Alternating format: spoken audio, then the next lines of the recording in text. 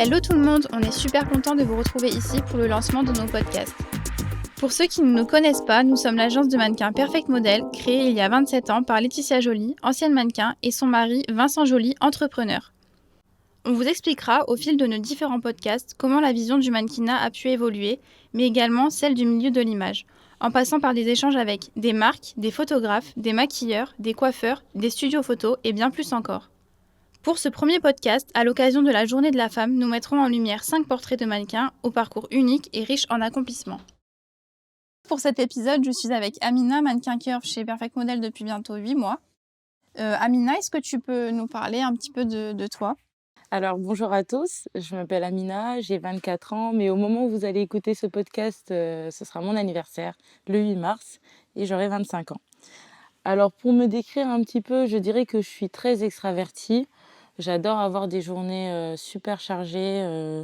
À côté, je fais du sport et voilà, j'adore, en fait, je m'ennuie très vite et j'adore avoir une vie super dynamique quoi, en général. D'accord, justement, en parlant de tes journées, est-ce que tu peux nous dire à quoi ressemblent tes journées en général et aussi en tant que mannequin pendant tes shootings ? Oui, alors mes journées sont rythmées en général par le sport. Je fais du crossfit, ça fait à peu près 7 mois. Elles sont rythmées par le sport. À côté de ça, je passe du temps avec mes proches. Je mets en place également mon contenu sur YouTube parce que j'aimerais bien ouvrir une chaîne durant les prochains mois là. Donc voilà, en général, quand on m'appelle directement pour un shooting, j'essaye de caser vraiment mon temps. En tout cas, je me rends super disponible, ça c'est sûr, parce que j'ai appris qu'avec le métier, il fallait être super disponible. Et en fait, mes journées, elles étaient rythmées par le sport, mais là, vu que j'ai une opportunité, je suis obligée de la caler avec le sport. D'accord. Est-ce que tu fais des études à côté du mannequinat ? Alors, j'avais entamé une licence pro en logistique et transport. D'accord. Je répétais vraiment ce que j'avais fait parce que j'ai eu 2 diplômes en parallèle, donc je répétais vraiment ce que j'avais fait auparavant, donc ça ne m'a pas trop plu. Je voulais vraiment quelque chose de nouveau.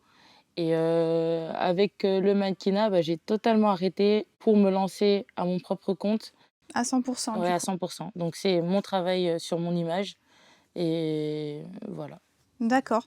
En parlant des réseaux sociaux, de ta page YouTube que tu souhaites, ouvrir, est-ce que tu peux dire que le mannequinat t'a aidé à prendre confiance en toi et à te lancer, vraiment sur les réseaux sociaux à 100%? Alors, sur les réseaux sociaux, sur Instagram, je vais les prendre chacun un par un. Sur Instagram, non, je suis quelqu'un qui aime bien «m'exposer» entre guillemets, pas trop, mais j'aime bien prendre des photos de moi et tout. Et le mannequinat ne m'a pas forcément trop aidée. Par contre, ce en quoi ça m'a beaucoup aidée, c'est par rapport à ma confiance en moi. Justement, j'essaye de plus en plus de travailler justement les positions, les poses, enfin voilà, les poses, sur les photos, d'amener quelque chose de nouveau pour que les gens, puissent voir quelque chose de nouveau. Donc ça m'a vraiment permis à plus travailler ma cible, en fait, sur les réseaux sociaux. Après, sur YouTube, c'est autre chose parce que ça fait 4 ans quand même que j'essaye d'ouvrir une chaîne YouTube et ça, c'est d'ordre de confiance en moi parce que j'ai vraiment peur, des critiques et le mannequinat m'a beaucoup aidée ces derniers temps, en tout cas ces derniers mois depuis que je suis en agence, à prendre confiance en moi, à me positionner et à ne pas penser au regard des autres forcément et à penser à moi-même, à ma version la meilleure version de moi que je veux montrer. D'accord, donc tu vas enfin te lancer sur YouTube. Oui, oui. OK, très bien.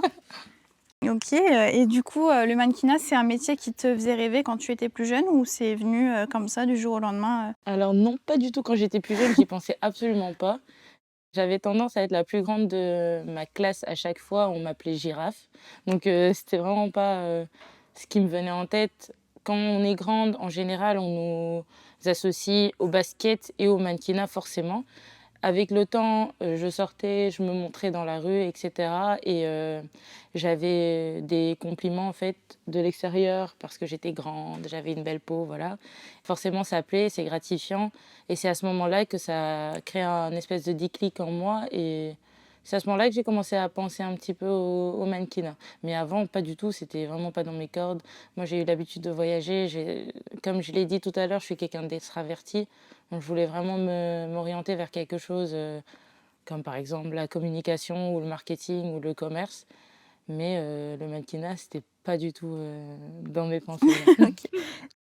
Tu as postulé, sur, Perfect Model, tu as candidaté ou c'est nous qui t'avons, Alors j'ai passé un casting. C'est d'accord. une copine qui est aussi dans le mannequinat qui m'a conseillé de passer ce casting-là parce qu'elle voyait en moi du potentiel, chose que je ne voyais pas du tout, mais c'était marrant. Donc après j'ai fait ce casting-là et ça s'est super bien passé et en fait, c'était la meilleure décision que j'ai prise de ma vie, à partir de ce moment-là, ouais. Ouais, tu Oui, osé passer le cap oui. et tu as été prise, Oui, voilà. voilà. Du coup, est-ce que tu es fière aujourd'hui de faire partie des mannequins grande taille de l'agence Perfect Model? Alors ouais, totalement. Ça, c'est totalement parce que non seulement quand je vais en shooting, à la fin des shootings, bah, les clients, ils sont tout le temps contents de l'agence, ils disent que du bien de cette agence-là. Concernant la catégorie curve, je suis énormément fière de faire partie, des curves parce que c'est une catégorie qui est en train de se développer et le fait que je sois dans cet essor-là, bah, c'est du plus, quoi, donc je suis contente.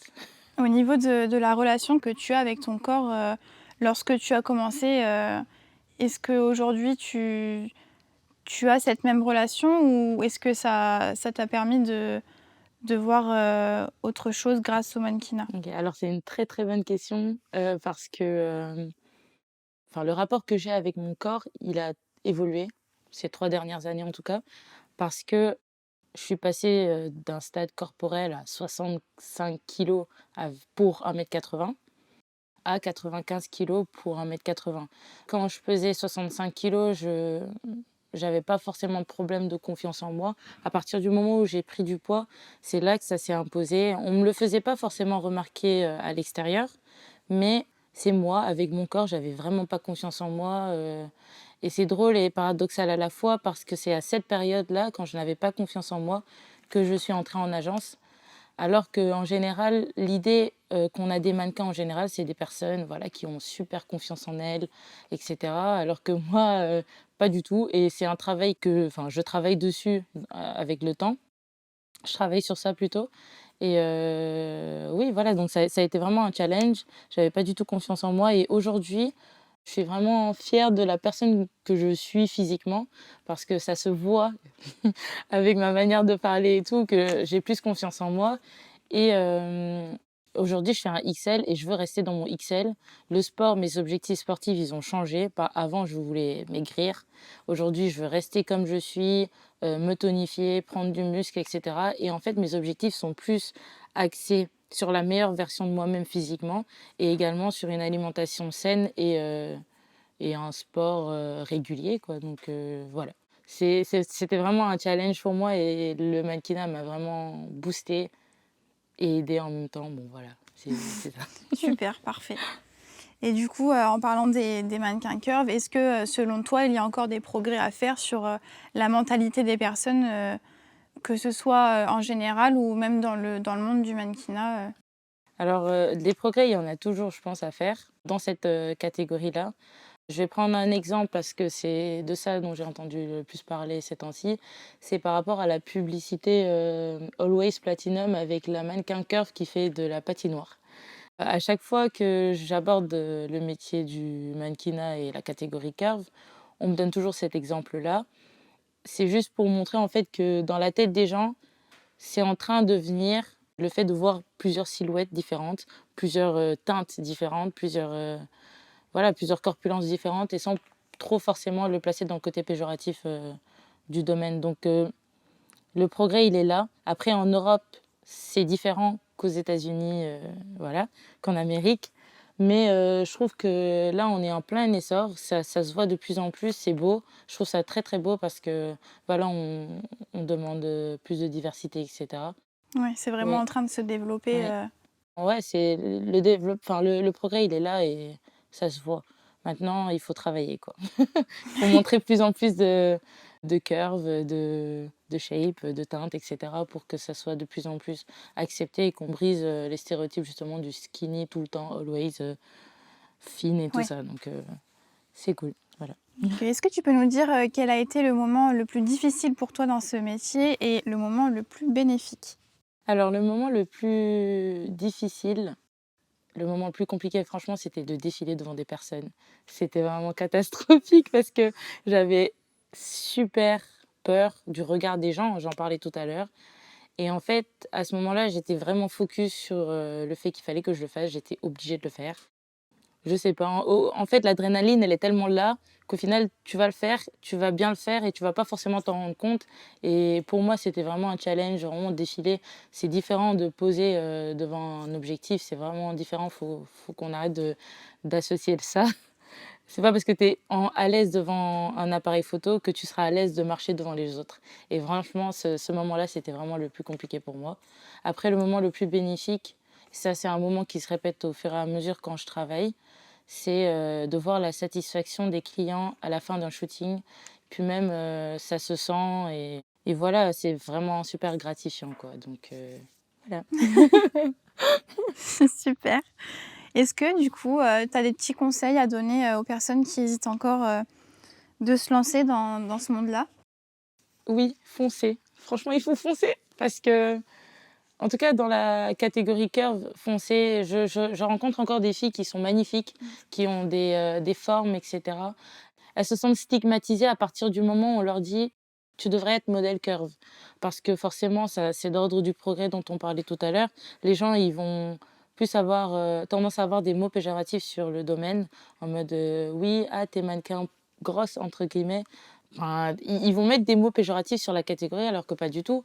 Si tu es comme ça, à partir du moment où tu es bien avec ta peau et que tu es bien avec ton physique, c'est le plus important. Donc, le conseil que je peux donner à ces filles-là, c'est de foncer et de pas perdre du temps parce que le temps, c'est de l'argent forcément. Il faut directement, sauter le pas et pas attendre. Après, c'est facile à dire, mais la confiance en soi, ça se travaille et si tu aimes ce dans quoi tu veux aller, bah, tu vas forcément le faire et ça va venir tout seul, quoi et avec du travail. Donc, il faut juste foncer, quoi. Ne pas hésiter à postuler C'est et ça. envoyer sa Ah ouais, ouais, candidature. hésitez pas du tout parce que sinon vous perdez du temps donc, voilà. OK, bah, écoute, je te remercie, merci beaucoup d'avoir, répondu, à ces questions De rien, de rien. et à bientôt. À bientôt, merci beaucoup. N'hésitez pas à suivre Perfect Model officiel sur nos pages Instagram, Facebook et LinkedIn.